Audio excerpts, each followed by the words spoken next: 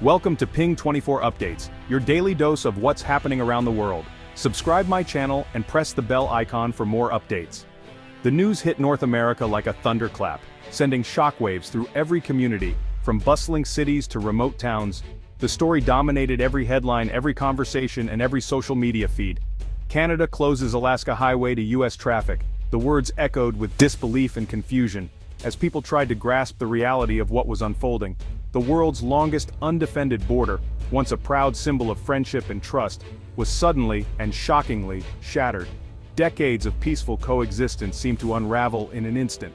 The only land route connecting Alaska to the rest of the U.S. was severed, ordered by Canadian Premier Dana Chura in response to escalating tensions with President Trump. The decision was swift, and its impact immediate. In Washington, shock and outrage erupted. Lawmakers scrambled for answers, and the mood in the Capitol turned from confusion to anger. President Trump called the blockade an act of aggression and betrayal, threatening severe economic consequences. He vowed that the United States would not stand idly by. The White House buzzed with crisis energy as the president demanded the highway's immediate reopening. Advisors debated next steps, weighing diplomacy against retaliation. Meanwhile, in Ottawa, Premier Chura addressed her nation, insisting the closure was a necessary defense of Canadian sovereignty and jobs. She spoke with resolve, determined to protect her country's interests. She framed it as a temporary, targeted move to force the U.S. back to the negotiating table. The immediate impact: chaos. Truck drivers stranded for miles, families turned away from long-planned reunions, and businesses facing sudden uncertainty. The Alaska Highway, once a symbol of partnership and open travel, became a choke point in a rapidly escalating trade war, its silence echoing the tension between two nations. The closure was more than an inconvenience. It was a direct challenge to American security and freedom of movement, raising fears of what might come next. The friendly wave between border guards was replaced by a barricade, a stark reminder of how quickly alliances can shift. The world watched, riveted and anxious, wondering if U.S. Canada relations could ever be the same, or if this was the beginning of a deeper rift. How did it come to this? What chain of events led to such a dramatic rupture between neighbors?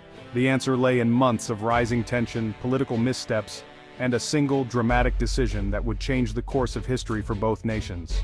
Closing the Alaska Highway was Canada's boldest move in decades, a decision that sent shockwaves across North America and beyond. The highway, a vital artery connecting Alaska to the rest of the United States through Canada, had never been shut down before for political reasons. The closure was triggered by President Trump's sudden imposition of a steep 30% tariff on Canadian softwood lumber, a blow to one of Canada's most important export industries, and a move that threatened thousands of Canadian jobs.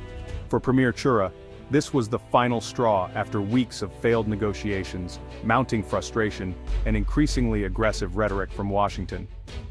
The Canadian government felt cornered, with little room left for compromise. Quiet diplomacy had failed. Canada needed a message that couldn't be ignored. Behind closed doors, officials debated options, but the consensus was clear. It was time for a bold, unmistakable signal. Trump's response was immediate, denouncing the closure on live television, threatening even more tariffs, and vowing swift retaliation against Canada's actions. But Canada's rationale was clear. The highway is Canadian territory, and it's vital to the U.S. economy and military. Closing it inflicted real pain, but without violence or escalation.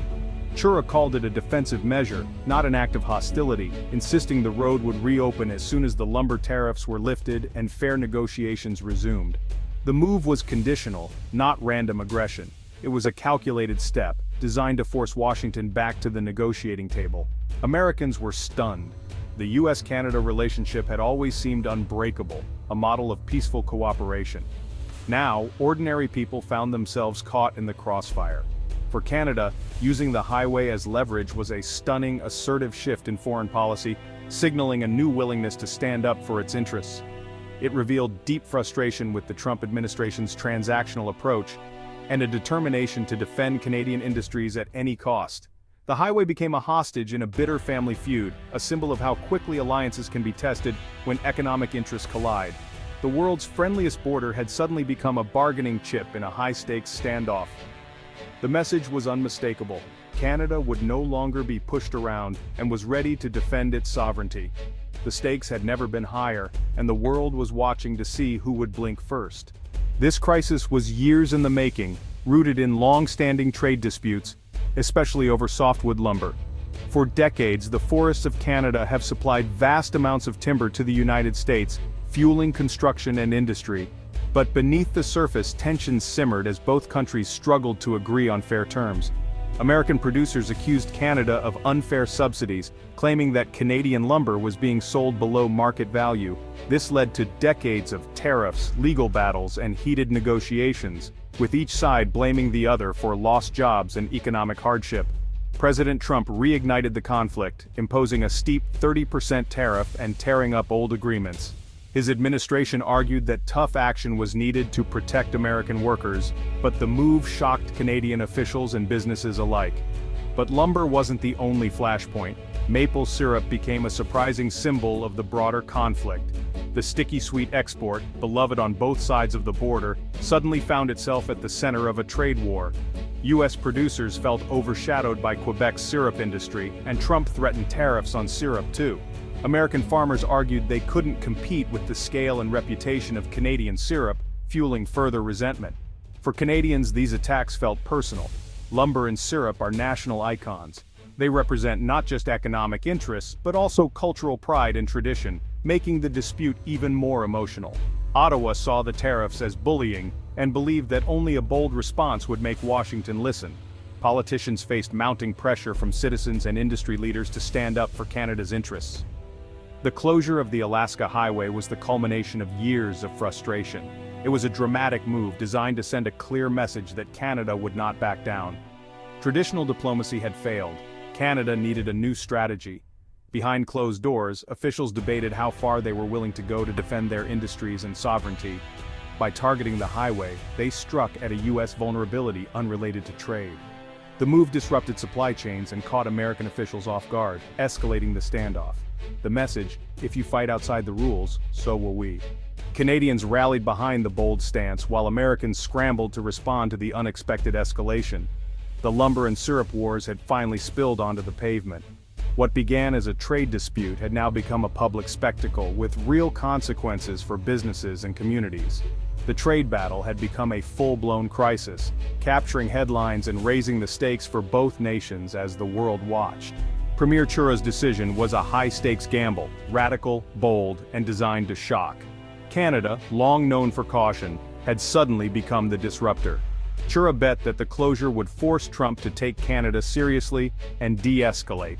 She turned Trump's own shock tactics against him, knowing quiet protest would be ignored. The closure dominated headlines, demanding immediate attention. Chura's advisors calculated that a military response was unlikely, and the economic pain would hit Alaska hardest.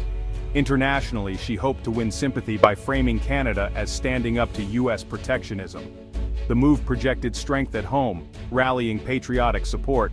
Chura gambled that short-term pain would reset the U.S. relationship on more equal terms. Her premiership would be defined by this moment. Would she be remembered as a strategist or a reckless gambler? The world waited for the next move. The stakes could not be higher. The Alaska Highway is more than a road, it's a monument to U.S.-Canadian partnership. Built during World War II to defend North America, it was a feat of engineering and cooperation. After the war, it became Alaska's economic lifeline, carrying goods, food, and tourists. For Alaskans, it's the only land link to the lower 48, a symbol of freedom and connection. Its closure was a psychological blow, deepening Alaska's sense of isolation. Canadian towns along the route also suffered. Their economies depend on highway traffic. The road that once united two nations now divided them. The closure hurt those who lived along its path most of all. The barricades went up, and the economic shockwaves were immediate. Alaska's supply chains collapsed, perishable goods spoiled, shelves emptied, and prices soared. Tourism, a summer lifeline, evaporated overnight. Businesses faced ruin as travelers canceled plans. Even those already in Alaska were stranded, unsure how to get home. Canadian communities along the highway suffered too. Gas stations, motels, and diners lost their main source of income.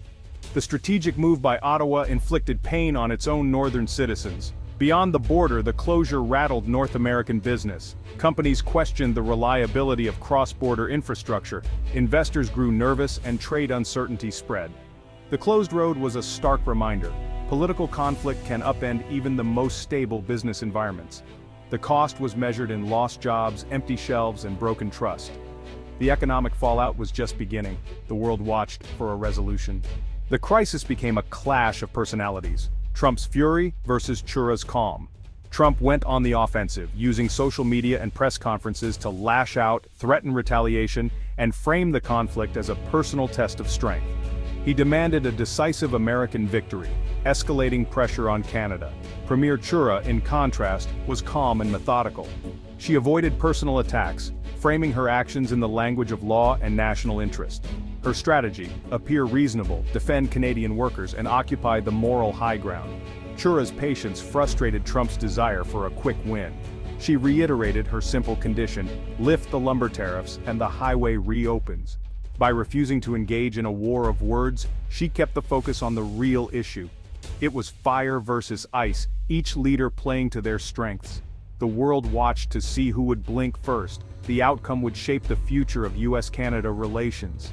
The world watched the U.S. Canada standoff with fascination and alarm. Allies saw it as proof that no alliance was truly safe from disruption. The European Union studied Canada's bold move as a possible playbook for dealing with Washington.